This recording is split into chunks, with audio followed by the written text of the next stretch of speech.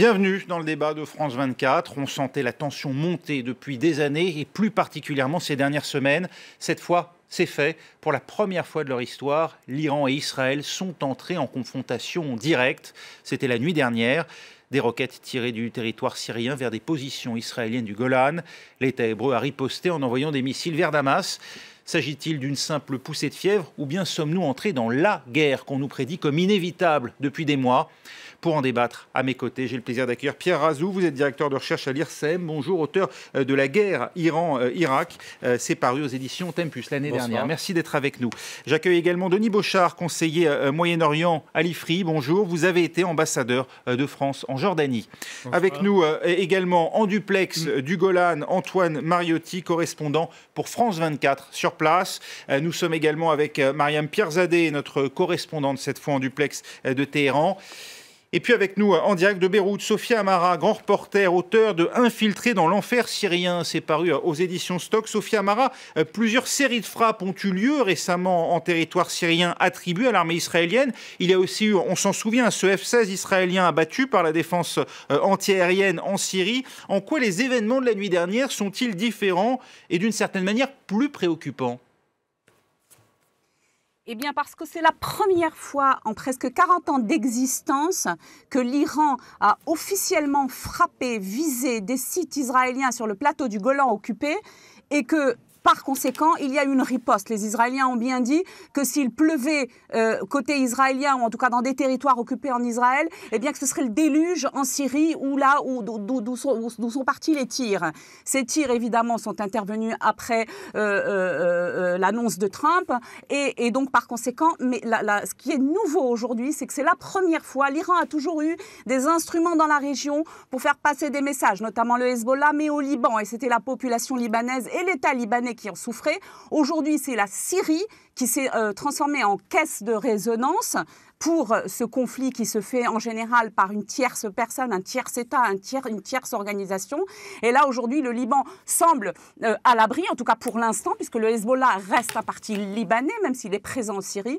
Et c'est la première fois que ces deux puissances régionales, à savoir l'Iran et Israël, ennemis jurés, eh bien, se font face directement, sans passer par le truchement d'un autre État ou d'un autre peuple ou d'un autre territoire.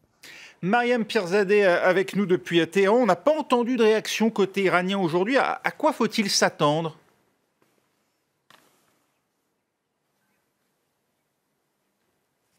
Parce qu'il n'y a pas eu de réaction. Il y en a eu seulement une prise de parole du vice-commandant des gardiens de la Révolution qui a indiqué qu'il n'y aura pas de désarmement dans la lutte contre les ennemis, donc pas d'allusion directe à cette escalade. Il n'y a pas eu de confirmation non plus de Téhéran sur ce tir des roquettes. Ici, on en parle beaucoup dans les médias iraniens qui indiquent que ces roquettes, en fait, sont une réponse de la Syrie à une attaque d'Israël sur le territoire syrien. Une chose est sûre, les gardiens de la Révolution ont annoncé assez rapidement après le retrait de Donald Trump de cet accord sur le nucléaire iranien que l'Iran devait renforcer ses capacités de défense. Un analyste iranien me disait tout à l'heure que ce n'était pas dans l'intérêt des Iraniens de procéder à ces tirs, mais que c'était plutôt une volonté d'Israël de torpiller ce qu'il reste de l'accord sur le nucléaire iranien, puisqu'on rentre dans une semaine assez importante, car il va y avoir des négociations entre l'Iran et les Européens. Denis Beauchard, Israël, déjà mardi soir, avait mené des frappes aériennes près de Damas contre un dépôt d'armes des gardes de la Révolution, l'armée d'élite du régime iranien, tuant 15 personnes, 15 combattants pro-régime, dont 8 Iraniens, d'après l'Observatoire syrien des droits de l'homme. C'est à cela, d'après vous, qu'ont répondu ces tirs de roquettes de la nuit dernière sur le Golan? On sentait déjà depuis quelques semaines une montée en puissance de l'affrontement. Et effectivement, même s'il y a eu dans la nuit de mercredi à jeudi des frappes spectaculaires, il y avait eu déjà des frappes qui avaient tué des Iraniens. Donc il y avait déjà un affrontement direct entre Israël et l'Iran, ce qui est effectivement un élément nouveau.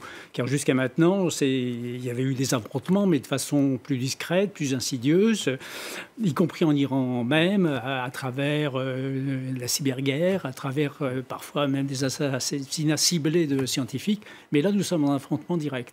Et je pense qu'effectivement, l'Iran ne pouvait pas laisser sans réaction ces différentes frappes israéliennes. Pierre Razou, pour vous, ces tirs de roquettes, on peut les attribuer de manière indubitable à l'Iran?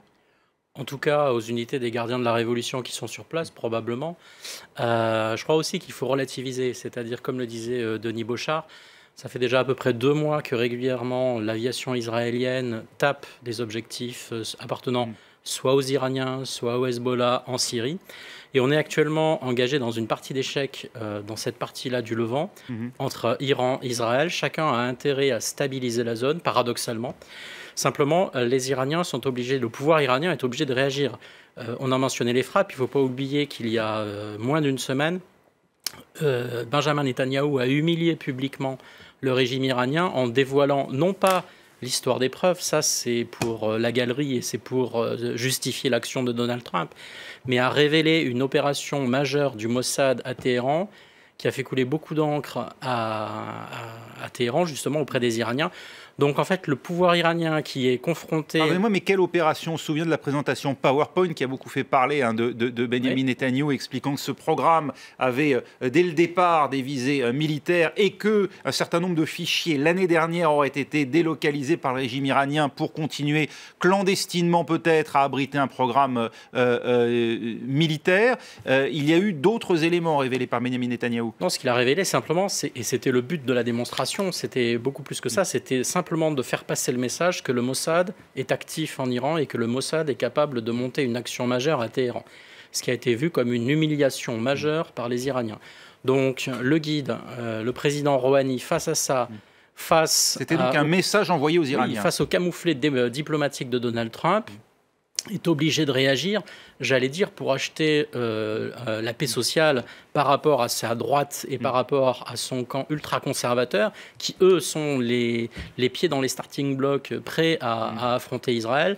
Donc il lui fallait faire une démonstration qui n'a visé au passage que le plateau du Golan, avec une frappe malgré tout paradoxalement limitée, donc c'est une frappe symbolique, alors même qu'il avait les moyens de frapper les grandes villes israéliennes, de faire une démonstration majeure. On a délibérément frappé un territoire qui plus est contesté. Et qui est contesté, exactement. Et tout à fait. Voilà, qui aujourd'hui est occupé effectivement par les forces israéliennes, mais qui n'est pas reconnu comme tel, comme israélien par la communauté internationale. Exactement. Donc de part et d'autre, chacun fait passer ses messages. Antoine Mariotti, il y a eu, on l'a dit, précédent à cet affrontement de la nuit dernière, plusieurs interventions israéliennes dernièrement en Syrie, et notamment des frappes mardi qui ont eu lieu donc dans la foulée de l'annonce par Donald Trump du retrait américain de l'accord sur le nucléaire iranien. Israël s'est senti à ce moment-là, depuis mardi, et précisément dès mardi soir, autorisé à agir par la décision américaine? Israël s'est toujours senti autorisé à agir. Ce n'est pas la première fois. Ils n'ont pas attendu la décision de Donald Trump pour intervenir lorsqu'ils estimaient qu'il y avait un danger pour eux depuis de nombreux mois, de nombreuses années, même, depuis même, je dirais, le début de la guerre en Syrie en mars 2011. Les Israéliens ont toujours dit, s'il y a la moindre menace envers notre territoire, si des troupes iraniennes ou du Hezbollah s'approchent trop près de notre territoire, nous menacent, font parvenir des missiles près de cette frontière, nous n'hésiterons pas à intervenir. Et à plusieurs reprises ces dernières années, à plusieurs reprises encore plus ces derniers mois et même ces dernières semaines, ça s'est intensifié vraiment ces derniers mois. En effet, Israël a frappé à plusieurs reprises. Qu'il y ait ce retrait américain de l'accord ou pas ne change pas vraiment grand-chose à ce niveau-là. Ils se sentent peut-être un peu plus soutenus par les Américains, mais ils savent très bien qu'ils ne sont pas toujours par les autres pays, même si aujourd'hui on a vu la France, l'Allemagne, la Grande-Bretagne soutenir ces frappes israéliennes, mais c'est aussi parce que cette fois-ci, il y avait eu tout d'abord des tirs de roquettes vers le territoire israélien, vers le plateau du Golan où je me trouve. Mais ils se sentent autorisés et c'est exactement ce que me disait à l'instant Monsieur Pierre Azou, et je souscris à 100% à ce qu'il dit.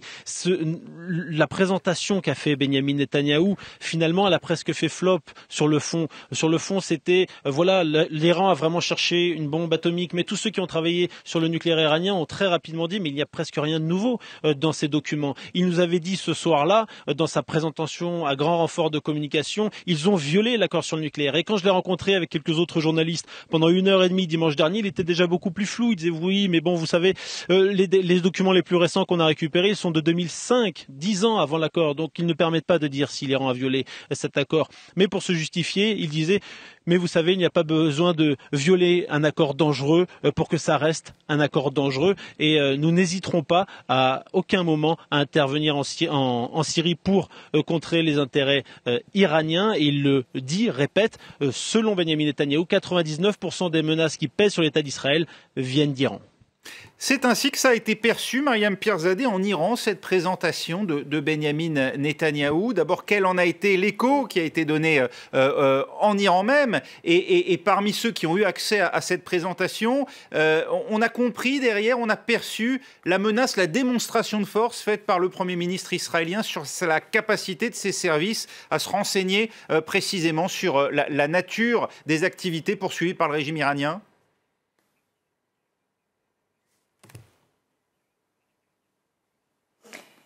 Oui, alors Antoine a raison, cela fait un flop ici, cela a été plutôt moqué sur les réseaux sociaux, car tous ceux qui ont suivi effectivement le dossier nucléaire iranien, eh bien, ont vite compris qu'on n'apprenait rien de nouveau. Effectivement, les autorités iraniennes ont raillé cette présentation. Ce n'est pas la première fois que le Mossad indique qu'il a des yeux et des oreilles en Iran. Les Iraniens ne répondent pas. Et d'ailleurs, il n'y a pas eu de surenchère après cette présentation de Benyamin Netanyahou. Mais en tous les cas, depuis la sortie du nucléaire par Donald Trump, on accuse ici aussi les Israéliens d'être à la manœuvre. D'ailleurs, ce n'est pas passé inaperçu que juste après le discours de Donald Trump, il y a eu le discours de Benyamin Netanyahou. Et effectivement, pour une grande partie des officiels iraniens et surtout de la population, les Israéliens ont poussé Donald Trump à sortir de cet accord sur le nucléaire iranien. C'est comme ça que c'est vu en tout cas ici.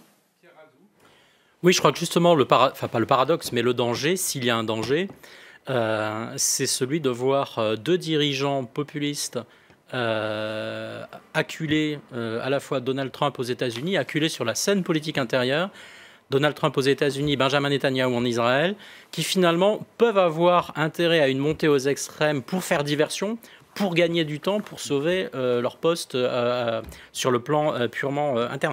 Ce qui est fondamental de voir, c'est que par exemple en Israël... On parle uniquement là d'affaires de politique intérieure à court terme, à courte vue. Oui. Il n'y a pas du tout d'intérêt stratégique de ces pays qui rentrent en compte? Le paradoxe, c'est que l'intérêt stratégique, par exemple, de l'Iran et d'Israël, c'est d'arriver à un apaisement et à une entente au Levant. Pourquoi? Parce que et l'Iran et Israël ont intérêt, paradoxalement, y compris sur le plan économique, à stabiliser la région pour pouvoir exploiter à fond, par exemple, le gaz et l'exportation de gaz naturel. Mais ça, ce sont les intérêts économiques, mais on voit bien qu'au plan stratégique, Israël a de plus en plus d'intérêts alignés, non pas avec l'Iran, mais avec l'Arabie Saoudite. Je pense qu'il y a un vrai débat en Israël sur l'intérêt ou pas de s'allier avec l'Arabie Saoudite pour les Israéliens, et je crois que ce débat n'est pas tranché. C'est-à-dire que, oui, Benjamin Netanyahou, qui a intérêt pour des raisons personnelles à diaboliser l'Iran, évidemment va dans ce sens-là, mais ce qui est intéressant, c'est que l'establishment sécuritaire israélien, c'est-à-dire aussi bien les services de renseignement que l'armée, aujourd'hui disent « nous aurions préféré rester dans l'accord nucléaire et voir les Américains nous soutenir sur la Syrie, c'est-à-dire rester engagés en Syrie, et non pas le contraire. C'est-à-dire qu'aujourd'hui, l'establishment sécuritaire israélien dit exactement l'inverse, ou pense l'inverse de ce que fait Benjamin Netanyahou. Je vais donner la parole dans un instant à Denis Bochart, mais on va quand même entendre Sophia Amara sur ce point, parce que bien sûr, la situation géopolitique et géographique de l'Iran fait que c'est un observateur aux avant-postes de ce qui se passe, et notamment, justement, de ces intérêts divergents ou convergents, c'est à voir entre l'Iran et Israël. Quelle est votre opinion justement sur ce qui vient d'être dit, Sophia Amara? Je suis tout à fait d'accord, mais je pondérerais tout de même concernant les intérêts d'Israël. Certes, Israël et l'Iran, paradoxalement, ont tous les deux besoin de stabilité dans la région.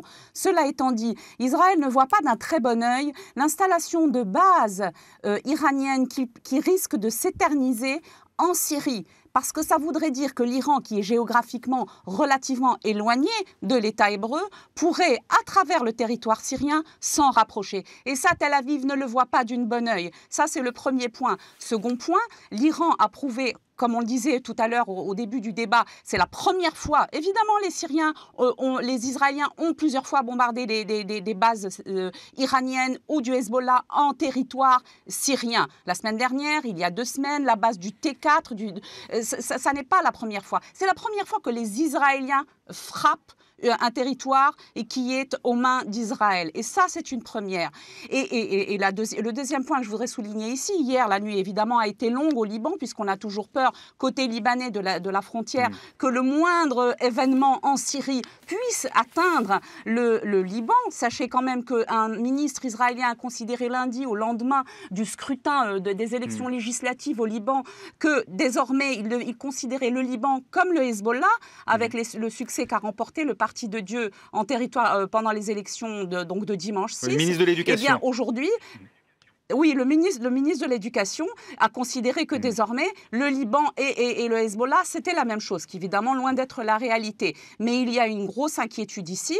Et du côté syrien, enfin, j'ajouterai ceci, le régime syrien a tout le temps préféré, en tout cas, que ce soit un régime affaibli de Bachar el-Assad qui reste en place et que derrière, les Iraniens se retirent petit à petit. Or, aujourd'hui, la Syrie ne tient pas sans l'Iran. Même en ayant repris une grande partie du territoire syrien, l'État syrien, aujourd'hui, est encore gouverné, en tout cas militairement, par la présence iranienne et par Faylaq al-Quds, donc l'unité al-Quds des passes d'Aran. Exactement.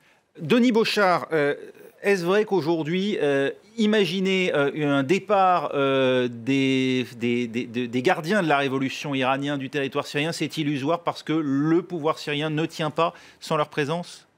Bon, je pense que le pouvoir syrien peut tenir sans la présence des quelques gardes de la révolution, parce qu'il semble que les effectifs de la force Al-Quds soient relativement peu nombreux, peut-être 2 ou 3, 4 000 personnes, 4 000 soldats. Non, je pense que le problème est autre. Et d'ailleurs, en Israël, on parle de plus en plus du front nord. Le front nord, c'est la Syrie. Et effectivement, pour Israël, il est inacceptable. La Syrie et le Liban, hein, on va en parler. Oui, d'ailleurs, la présence du Hezbollah libanais, on va en parler aussi dans un instant. Enfin, c'est le front du Liban. Là, le front nord, c'est la Syrie. Et pour Israël, effectivement, il est inacceptable qu'il y ait des forces iraniennes à proximité de ses frontières. Et manifestement, du côté iranien, du côté de la force Al-Quds, qui dispose d'une certaine autonomie de comportement avec ce général Qassem Soleimani, qui était un véritable proconsul en Syrie. Il est sûr que ces forces testent un peu les Israéliens, d'où effectivement le 10 février dernier ce drone qui était venu tester un peu les réactions israéliennes. On va en reparler dans un instant, effectivement, et notamment cette présence iranienne ou des gardiens de la révolution iraniens en Syrie. Et puis on parlera bien sûr aussi du rôle du Hezbollah, du rôle de la Russie et de ce que peuvent faire les Européens. Bref, encore beaucoup de sujets à débattre dans un instant. Restez avec nous.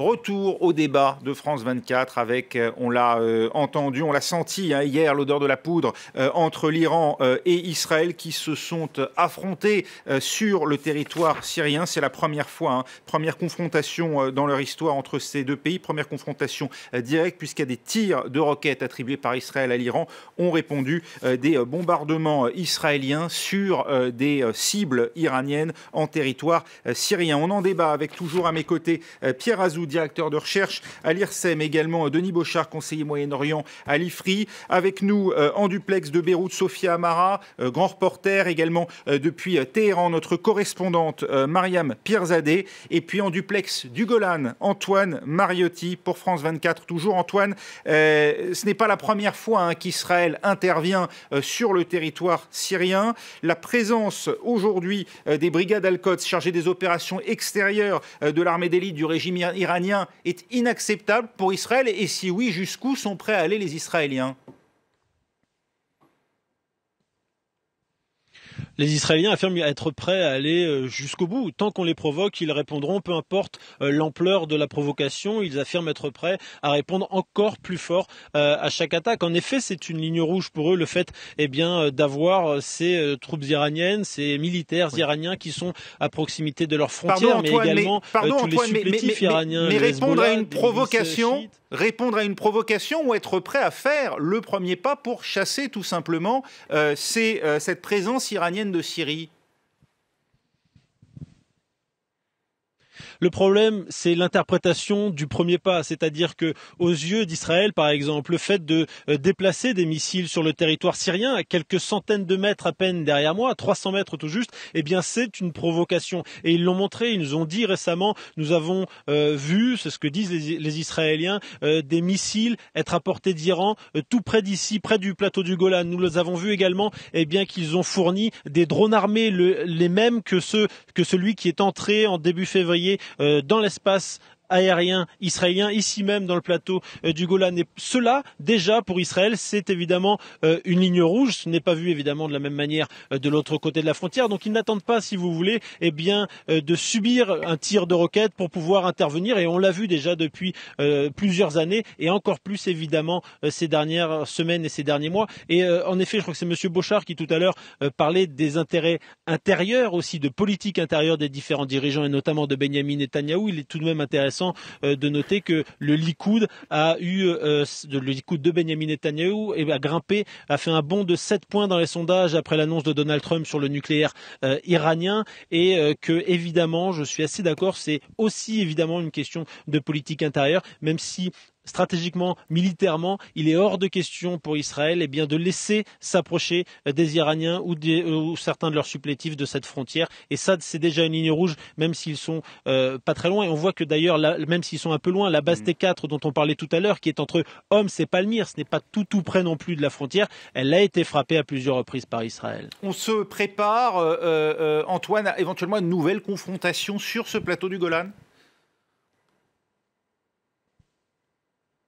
Oui, je parlais aujourd'hui avec Jonathan Conricus, que vous avez pu entendre sur l'antenne de France 24. Jonathan Conricus est le porte-parole de l'armée israélienne. Et lorsque je lui demande justement s'il y a ce risque d'escalade, s'il pense que ce soir, demain, dans une semaine, ça va recommencer, peut-être même s'amplifier, il me dit c'est une possibilité, c'est vrai. Il y a cette possibilité d'escalade. Il affirme qu'Israël ne cherche pas cette escalade, mais en revanche, il dit ces Iraniens, qu'est-ce qu'ils font ici? Ils n'ont rien à faire à 1600 km de chez eux. Ils n'ont rien à faire à venir nous provoquer, nous attaquer, et donc nous réagirons systématiquement. Et c'est vrai qu'il y a ce risque parce qu'il y a certes des forces régulières israéliennes, syriennes, mais il y a aussi de nombreuses milices, et les Iraniens par exemple pourraient très bien décider de s'en prendre à Israël via des milices plutôt que de s'en prendre directement, mais encore une fois, pour l'instant on ne sait pas si c'est le cas et si ce sera le cas. Mariam Pierzadeh avec nous en direct de Téhéran. Est-ce qu'on a sous-estimé côté iranien le degré de réaction israélien à la présence même des brigades Al-Quds en territoire syrien, d'après vous ?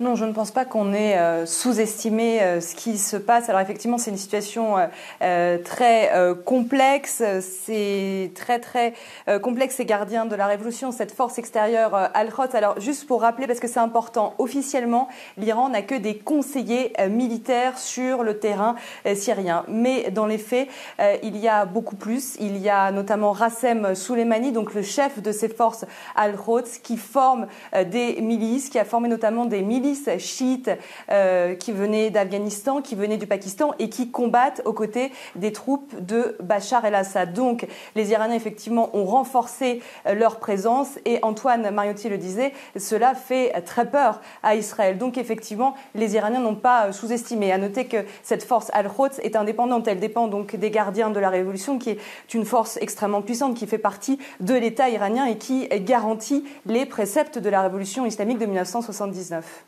Elle a une autonomie totale d'action lorsqu'on parle de tirs de roquettes qui, encore une fois, n'ont pas été revendiqués par l'Iran. Est-ce qu'il est possible que l'ordre ne soit pas parti tout simplement d'Iran ?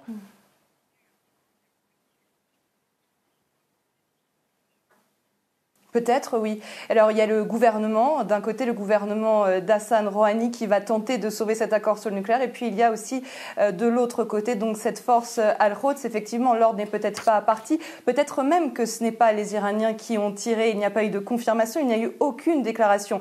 Il y a le Hezbollah libanais qui est là-bas, il y a également donc ces fameuses milices chiites, donc les Iraniens n'ont pas forcément intérêt peut-être à intervenir. C'est ce que me disait un analyste iranien, ce n'est pas le moment d'intervenir. Et d'ailleurs, les Iraniens ont interdiction de s'approcher trop près de la frontière avec Israël. C'est en tout cas, lui, ce qu'il me raconte. Il connaît bien la zone, il s'y rend assez souvent. Donc voilà ce qu'on peut dire sur cette force Al-Quds. Donc c'est tout à fait possible que ce ne soit pas l'Iran qui est commandé. En tous les cas, l'Iran est potentiellement derrière, avec le Hezbollah qui est assez présent en Syrie, et donc ces milices qui aussi combattent pour le maintien de Bachar el-Assad au pouvoir en Syrie et qui défendent la Syrie, et c'est ce qui fait aussi donc très peur en Israël. Oui. Et le Hezbollah, justement, auréolé de sa victoire aux législatives au Liban, Sophia Amara, peut-il être tenté de frapper Israël depuis le sud Liban ? Je vais vous répondre immédiatement, mais je souhaitais quand même ajouter une information. Pour ce qui concerne le Hezbollah, il peut effectivement agir de manière indépendante au Liban, mais on voit mal le Hezbollah qui a souffert en 2006 d'avoir agi de manière unilatérale pour kidnapper quelques soldats israéliens pour libérer des soldats libanais, et qui a provoqué une guerre de 33 jours et 1400 morts civils. C'était en 2006, c'est-à-dire il y a 12 ans. On voit mal le Hezbollah agir seul en territoire syrien sans l'aval des Iraniens. Je pense que c'est quasiment impossible, d'autant plus que la situation est très tendue à cause des différentes attaques israéliennes qui ont été menées en territoire syrien sur des bases iranienne, et que la déclaration de Trump venait d'intervenir. Donc, par conséquent, on voit mal le Hezbollah en territoire syrien agir sans l'accord des Pasdaran qui ont, il faut le rappeler, créé le Parti de Dieu. C'était en 82-83 au Liban. Donc ça, c'est le premier point. Deuxième point, est-ce que le Hezbollah peut aujourd'hui attaquer depuis le sud Liban? Je répondrai que oui, c'est possible, si on lui en donne l'ordre depuis Téhéran ou depuis Téhéran et Damas, puisqu'il a été complètement auréolé, vous venez de le dire, par les résultats du scrutin. Beaucoup d'observateurs pensaient ici que la population chiite allait, au terme de ce scrutin, sanctionner le Hezbollah pour son implication dans les combats en Syrie, pour son action ailleurs au Yémen, et donc il y a eu des morts dans les rangs de jeunes Libanais qui ont combattu dans les rangs du Hezbollah en dehors des territoires libanais. Eh bien non, au contraire, le Hezbollah est sorti renforcé de ce scrutin, ce qui lui donne un peu la carte blanche au niveau local, national libanais, puisqu'on sait qu'il a en main la décision de faire la guerre ou la paix, et c'est pour ça qu'une partie de la société libanaise lui en veut et voudrait que ce parti soit désarmé. Donc la réponse est oui, c'est possible, mais ce sera une décision qui sera prise en haut lieu à Téhéran et ou Damas. Pierre Razou, le Hezbollah peut-il être tenté d'ouvrir un autre front contre Israël ? Tenté en ce moment, je ne pense pas, parce que son intérêt, évidemment, c'est de sécuriser ses gains. Dans l'ensemble du Levant, je crois que ce que les auditeurs doivent bien comprendre, c'est qu'on fait face à une partie d'échec stratégique où chacun cherche à consolider ses gains. Israël veut consolider ses gains car il a des gains politiques, notamment sur la question de Jérusalem, et les Iraniens veulent consolider leurs gains en Syrie, leurs gains au Liban. Donc paradoxalement, chacun tente de déterminer la limite d'influence de sa propre zone. Les Israéliens ne souhaitant pas que les Iraniens descendent trop au sud, tant au Liban qu'en Syrie, et évidemment les Iraniens essayant de tester les limites le plus possible. Donc actuellement, on est dans une partie où chacun cherche à positionner ses plans. Là, on est uniquement sur des questions d'expansionnisme régional, on ne parle plus de la question du nucléaire finalement. On n'a plus le sentiment qu'il y a une urgence face à une puissance nucléaire en devenir. Parce que le maître mot de cette partie d'échec, c'est dissuasion réciproque. Les Iraniens disent aux Israéliens, vous les Israéliens, vous avez la bombe atomique et vous avez une aviation surpuissante qui peut se promener partout au Moyen-Orient, y compris au-dessus de l'Iran. Donc l'Iran, pour assurer une dissuasion asymétrique et conventionnelle, a besoin de ses missiles balistiques et agit avec la menace d'action de ses proxys, notamment le Hezbollah ou les milices chiites. Donc on est dans de la dissuasion réciproque, et le paradoxe... Le jour où l'Iran sera doté de l'arme nucléaire, si cela arrive un jour, les données du problème ne seront plus les mêmes. Le rapport de force changera considérablement. Denis Bochart. Mais comme souvent au Moyen-Orient, il y a le rationnel et il y a surtout l'irrationnel. Effectivement, je pense que ce n'est pas dans l'intérêt du Hezbollah de se manifester et de prendre une posture agressive à l'égard d'Israël, surtout qu'une partie de ses forces est dans le nord du Liban et même en Syrie. où effectivement ils continuent de combattre. Vous voulez dire qu'aujourd'hui les forces du Hezbollah sont trop dispersées pour qu'il ait la capacité de se regrouper dans le sud Liban et d'attaquer Israël? Absolument. Il y a à peu près, si vous voulez, en gros, le Hezbollah représente à peu près une force de 15 000 hommes. Il y en a sans doute un gros tiers dans le nord du Liban et en Syrie, le reste étant effectivement plutôt au sud Liban. Donc ça, c'est le rationnel, mais le même problème se pose du côté d'Israël, car effectivement, Israël a un compte à régler avec le Hezbollah. À plusieurs reprises, en 1993, en 1996 et surtout en 2006, Israël a essayé d'éradiquer le Hezbollah. Et puis ça n'a pas marché. L'opération des 33 jours a été finalement un échec pour Israël. Donc il y a toujours, je dirais, un compte à régler. Et au Liban, on s'attend à ce que ce compte soit réglé un jour, mais on ne sait pas quand. Alors il y a un autre acteur, bien sûr, très important, c'est la Russie. Benyamin Netanyahou a rencontré hier Vladimir Poutine à Moscou. On va le voir, les deux hommes ont commémoré côte à côte le 73e anniversaire de la capitulation de l'Allemagne nazie face aux troupes alliées. Et eh bien Benyamin Netanyahou a assuré à son départ que Moscou n'entraverait pas l'action israélienne en Syrie. Antoine Mariotti, est-ce qu'on a des éléments en Israël? Est-ce que Vladimir Poutine aurait donné des garanties à Benyamin Netanyahou?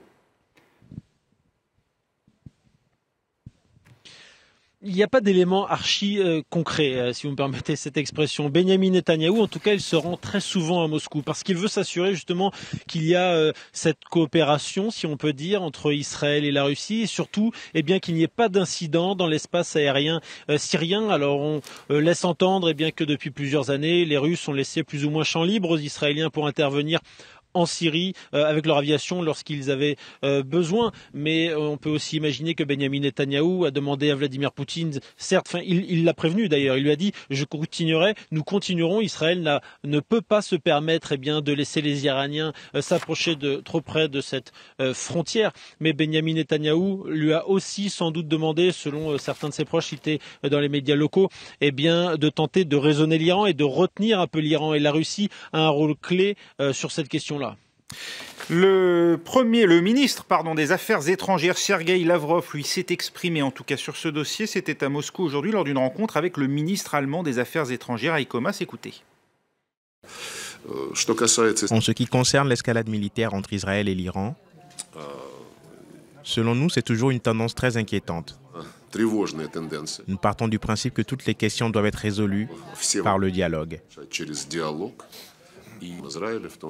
Hier, lors de la rencontre entre le président russe Poutine et le premier ministre israélien Netanyahou, nous avons souligné la nécessité d'éviter toute action qui pourrait être perçue comme provocatrice d'un côté comme de l'autre.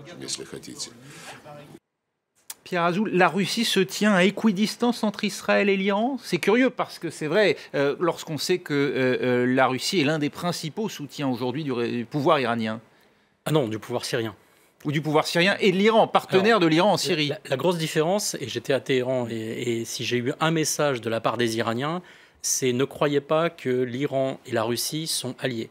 L'Iran et la Russie sont des partenaires tactiques en Syrie pour atteindre un certain nombre d'objectifs, dont notamment la sécurisation du régime de Bachar al-Assad et la stabilisation du Liban et de l'Irak.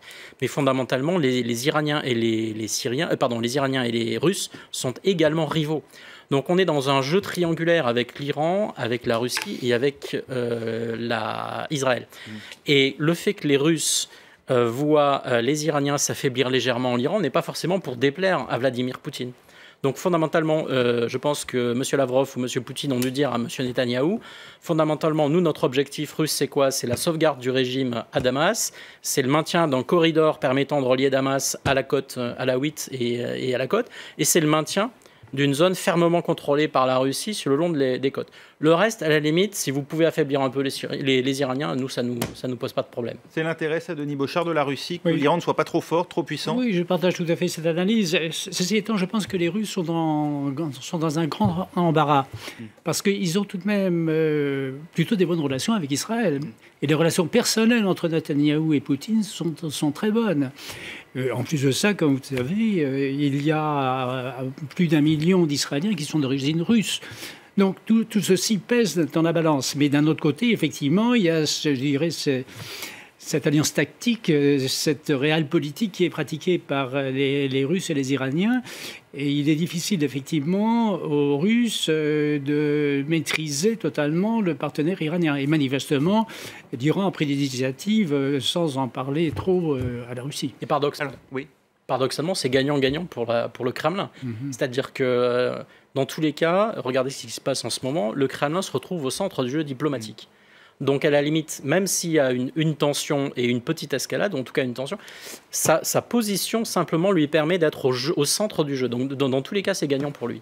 En tout cas, dans ce grand ballet diplomatique, le vice-ministre russe des Affaires étrangères, Sergueï Rabkov, lui a rencontré à Téhéran son homologue iranien, Abbas Araghchi, et les deux hommes ont souligné dans un communiqué leur attachement à la sauvegarde de l'accord signé en 2015. C'est donc, Mariam Pirzadeh, que aujourd'hui, côté iranien, on reste déterminé à poursuivre l'accord, parce que c'est vrai, on a eu des sons de cloche un peu différents ces dernières 48 heures.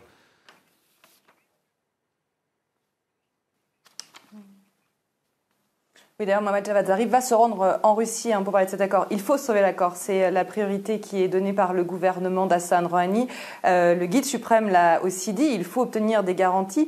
Sinon, toutes les options sont sur la table, c'est-à-dire une sortie de l'accord et un possible retour à l'enrichissement d'uranium. Lundi, il y a une réunion très importante.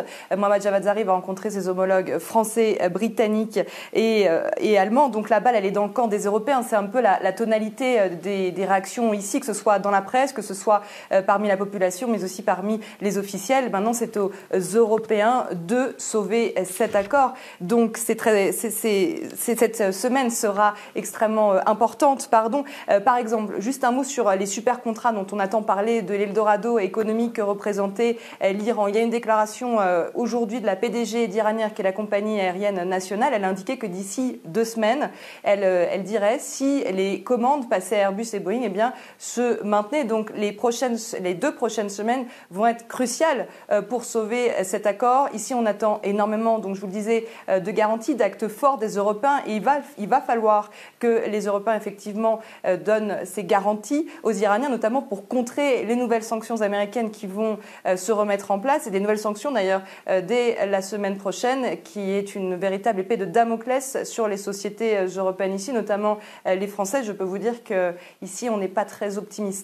Oui, d'ailleurs, on annonce du côté de Washington et plus précisément du Trésor américain, effectivement, des sanctions qui frapperaient notamment le réseau de financement des gardiens de la Révolution, tout en réclamant d'ailleurs, côté américain, la poursuite des inspections des sites iraniens. Bon, voilà, donc côté américain, on a un pied dehors, mais on garde quand même un œil vigilant sur l'activité nucléaire iranienne. Alors, que peut faire justement l'Europe? Emmanuel Macron s'est exprimé à nouveau aujourd'hui à ce sujet. Écoutez. Évitons toute escalade. Malheureusement, la nuit dernière, vous avez encore vu qu'il y avait eu des tirs entre Iran et Israël. Le risque est une escalade, une montée en tension. Soyons très vigilants pour éviter cette montée en tension. C'est le message que j'ai passé hier après-midi au président Rouhani lorsque je l'ai eu. C'est le message que je passerai au Premier ministre Netanyahou, au président Poutine, qui, dans ses déclarations de ces derniers jours, semble partager cet objectif de stabilité à court terme et éviter toute escalade. Voilà la voix de la France, Sophia Amarra. Est-ce que cette voix peut porter, d'après vous, quel rôle concrètement, quel gage d'une certaine manière l'Europe peut-elle donner à l'Iran pour maintenir cet accord, alors même que la crainte de sanctions américaines frappant les entreprises européennes notamment peuvent être nettement dissuasives pour les investisseurs étrangers? Écoutez, l'Europe peut beaucoup, et si aujourd'hui Téhéran a encore confiance en un partenaire, c'est évidemment le partenaire européen. Est-ce que l'accord peut tenir? Est-ce que les Européens peuvent faire parvenir l'accord, peuvent parvenir à préserver cet accord-là? Ils y ont tout intérêt, les Iraniens aussi. Les Iraniens souffrent d'une situation gravissime, des sanctions qui ont duré pendant longtemps, elles ont été levées grâce à cet accord, et un chômage galopant surtout parmi la jeunesse iranienne. Quant aux Européens, leur intérêt est évidemment très clair pour une reprise des échanges et une pacification de la relation avec cette théocratie iranienne qui fête bientôt ses 40 ans. Bien sûr qu'elle le peut, mais on ne peut pas évidemment être certain que les efforts du président Macron ou de l'Europe de manière générale aboutiront. Cela étant dit, pour conclure sur le face-à-face avec l'Iran, entre l'Iran et la la Syrie. Depuis Beyrouth, on voit aujourd'hui que ce n'est qu'on a atteint le paroxysme et qu'on n'ira pas plus loin, que c'est juste un rappel à l'ordre. Et ce que je voulais rajouter aussi, c'est que d'une certaine manière, ce que cherchent les Israéliens, je pense que les Israéliens, à ce stade en tout cas, ne craignent pas le nucléaire iranien. Ce qu'ils veulent éviter, c'est qu'en Syrie, ils se retrouvent avec ce qu'ils avaient eu au Liban à partir des années 70, quand les Palestiniens ont été chassés de Jordanie et que toutes les factions palestiniennes se trouvaient aux portes du territoire israélien. Elles ne veulent pas avoir la même chose sur le territoire syrien, une sorte de Fatahland. Et là, ce serait une sorte de Iranland, avec en plus tous les dangers que Daesh réémerge sous d'autres formes, sous une autre appellation, ou des factions islamistes extrémistes ou djihadistes ou takfiris. Voilà, on voit, il y a quand même un intérêt à la stabilité. Derniers acteurs dont on n'a pas parlé, ce sont les pays arabes des Émirats, en l'occurrence l'Arabie Saoudite, les Émirats Arabes Unis et Bahreïn, qui soutiennent la décision de Donald Trump. La Ligue arabe, elle exprime l'exaspération des pays arabes face à la politique déstabilisatrice de l'Iran dans la région. Et Bahreïn va même plus loin. Comme l'Iran a violé le statu quo dans la région et a envahi des pays avec ses forces et ses missiles, n'importe quel État, y compris Israël, a le droit de se défendre en détruisant les sources de danger. C'est ce qu'a déclaré sur Twitter le ministre bahreïni des Affaires étrangères. Antoine Mariotti, Israël se trouve de nouveaux alliés en ce moment?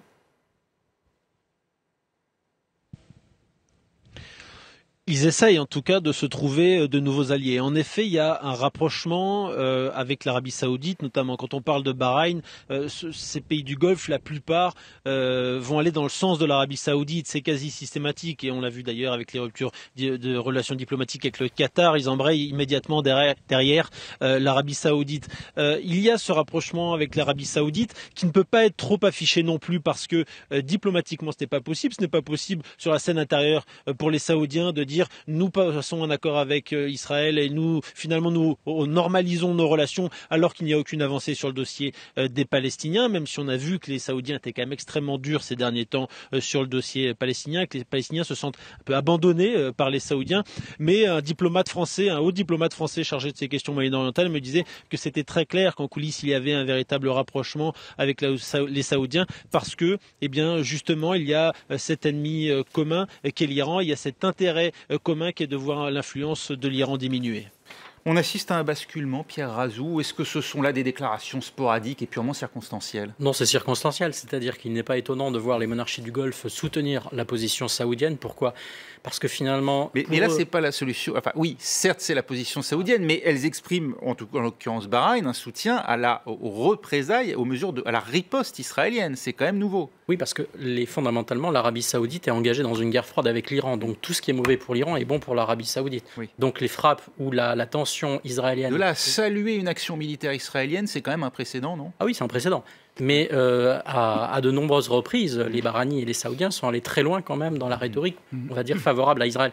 Je crois que ce qu'il faut voir, c'est que les monarchies du Golfe comprennent qu'une stratégie de dialogue avec l'Iran, ce qui veut dire en fait avec l'Iran, la Turquie, Israël, c'est-à-dire les non-arabes de la région, évidemment, est mauvaise pour eux. Pourquoi? Parce qu'ils se sentent marginalisés.